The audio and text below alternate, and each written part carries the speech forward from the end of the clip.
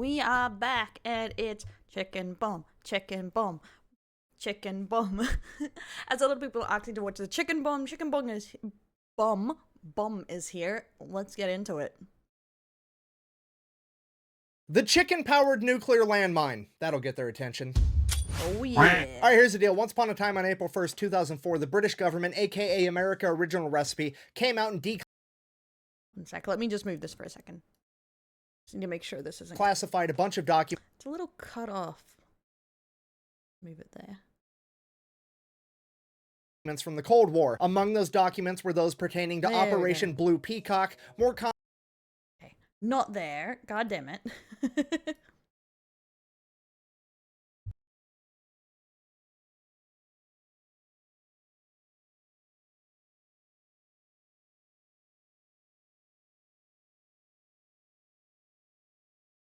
Close enough. commonly referred to as the chicken-powered nuclear landmine. And I know what you're thinking, April 1st is April Fool's Day. Clearly, this was an April Fool's joke, right? Wrong. So wrong, in fact, that the head of the National Archives— Never doubt what they made into a weapon. Can never doubt it.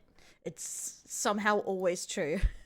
had to come out like a week later and release another statement saying, and I quote, "The civil service does not do jokes." Which is honestly probably the most British thing I've heard in my entire life, to come out on April Fool's Day with a straight Yep, and it's you can feel the dry humor. face and not as an April Fool's joke, saying, hey guys, we spent a bunch of your tax money making a chicken-powered nuclear landmine. Also, we're just gonna pepper in at the end that we're called the civil service, which literally means to be polite, because there's nothing more polite than trying to make a bunch of extra crispy communists with a fucking nuclear landmine. It's so A very polite way to start something, I guess. much dry humor that it's physically painful. So what on earth would compel the British government to make such a foul weapon?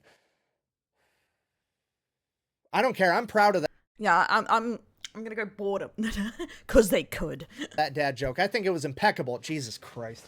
Oh my fucking impeccable. Real quick, this video does have a sponsor because, well, we're talking about killing Oh, he hit me with that dad joke. animals, which means that PETA will be coming after me with their cool, clammy, iron-deficient hands. Don't touch me! Get your slimy souls off me! So this video is brought to you by Oh my AccuFire Tech. God. It's like PETA really so ravenous everywhere. Like, I've always seen memes about it, but like, geez, even over something that is 80 years old, that everyone with a brain cell can tell, yes, it sucked to be that chicken. This is about a war. Everything sucked. Jeez.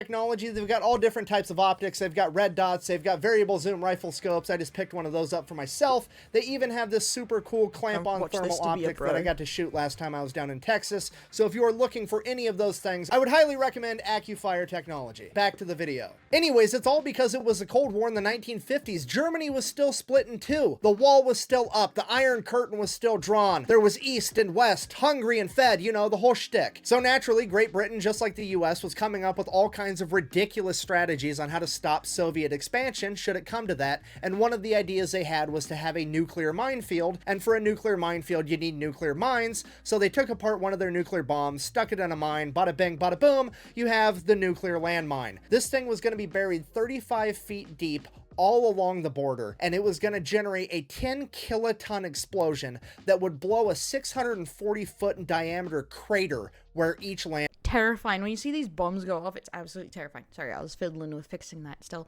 Absolutely insane. mine was. Basically, Great Britain was going to blow up anybody anywhere remotely near it, and then they were going to have a radioactive moat between them and communism. Now, because the landmines were going to be 35 feet underground, the only way they knew how to reliably detonate them was going to be to use a timer. So they were going to have these 35-foot holes pre-dug, they were going to have the landmines there and ready, and then whenever the Soviets were advancing, they would set the landmines to explode in a week, throw them in the hole, bury them, and retreat, and then the Soviets would take over that area. I'm just saying, dropping some bat bombs would have solved these problems. The nukes. And 1 week later they'd get blown up. However, the problem with that was 35 feet below ground was too cold and too wet, and it was going to cause the electronics to prematurely detonate the warhead unpredictably. So the clock idea was out, so what do? You got to keep it warm, you got to keep it airtight, and you gotta have it on some kind of timer. Clearly, the only thing that we can do is depressurize this landmine inside of a fucking capsule, and then inside of that capsule, we're gonna put some chickens with enough food, water, and air to survive for a week. That way, when the chickens die inside the landmine from dehydration, starvation, and suffocation, their body heat is gonna dissipate, the landmine's gonna get cold, and then it's gonna blow up. Fucking science, I guess.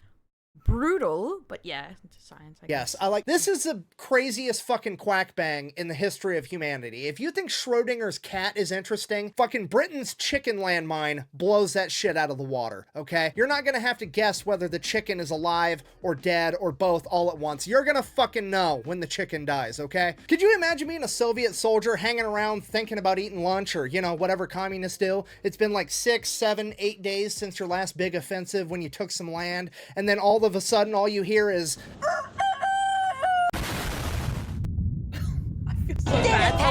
We saved the city! I would pay so much money to have been in the meeting when I'm just curious. Imagine it didn't go off. It's been like 2-3 weeks. It still doesn't go on. And they're like, wait, are the chickens dead? And they have no way of knowing unless they dig it up. But the chickens could die at any time. So they just have to wait around and see how long the chickens survive. when somebody suggested using chickens to keep underground nuclear landmines warm. Like, what was the logic that went into that? Like, I mean, fuck it, they keep eggs warm, they should work, right? Thankfully for all of us, however, these weapons were never actually used because somebody with some common sense chimed in and was like, hey, maybe we shouldn't be leaving nuclear booby traps all over West Germany. And then apparently everybody came. Yeah. Definitely, booby traps in general are very risky because they can be forgotten, misplaced, etc. And next thing you know, you're blowing off a leg because you didn't count one landmine like an ass.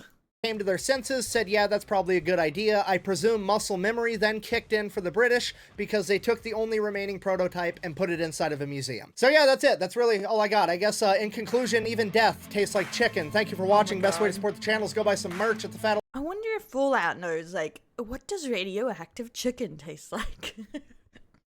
Oh god. That is really crazy. Electrician.com, quack bang, out. Dun. Okay, fuck, my bad. I'm like on his page. Well, close. Yeah, you should subscribe to him if you haven't. Links in the description. But that, yeah, another interesting video from the Fat Electrician. I love these little tidbits. Still awesome, and I love the ridiculous weapons. I think definitely, unlike the bat bomb, yeah, I agree they shouldn't have used that. It's very risky and easily forgotten about. But I'll see you next time, guys, and we got YouTube partner. Now we just have to wait to get enough subs to be monetized on ads. Pog, let's go!